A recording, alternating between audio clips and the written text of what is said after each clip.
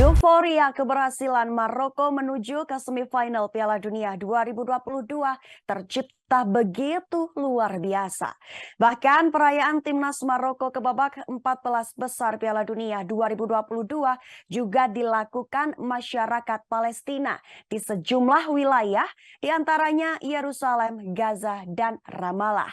Sukses menyingkirkan Portugal dengan skor tipis 1-0 mengukir sejarah tersendiri bagi Maroko. Skuad asuhan Walid Regragui ini menjadi negara Afrika pertama yang berhasil menembus semifinal Piala Dunia. Kenyataannya tidak hanya negara Maroko saja yang memberikan perayaan atas kesuksesan Hakim Ziyech mengukir sejarah. Sejumlah negara di Eropa dan Arab juga tidak luput melakukan selebrasi keberhasilan di turnamen mayor 4 tahunan ini. Salah satu perayaan diunggah oleh akun Twitter Fatia Abdul Fatia, yaitu maksud kami @Fati_Abdul_Fatimah via media sosial Twitter. Dalam video unggahannya dibubuhkan keterangan bagaimana warga Palestina di Yerusalem melakukan selebrasi atas suksesnya timnas Maroko ke semifinal Piala Dunia. Perayaan tersebut berlangsung di Yerusalem Gate. Berbagai selebrasi dilakukan, termasuk dikibarkannya bendera Maroko di atas gerbang tersebut.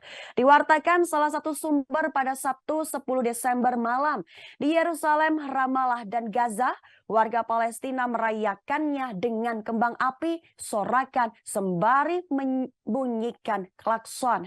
Di jalan-jalan Maroko, para penggemar sepak bola mengibarkan bendera Palestina di samping bendera mereka sendiri.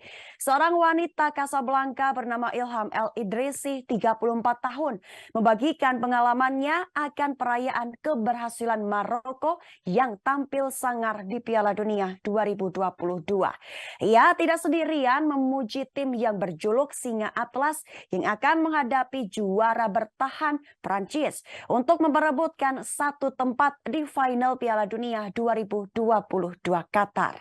Sebagai informasi, Maroko menjadi pemersatu bagi negara-negara Arab dan Afrika.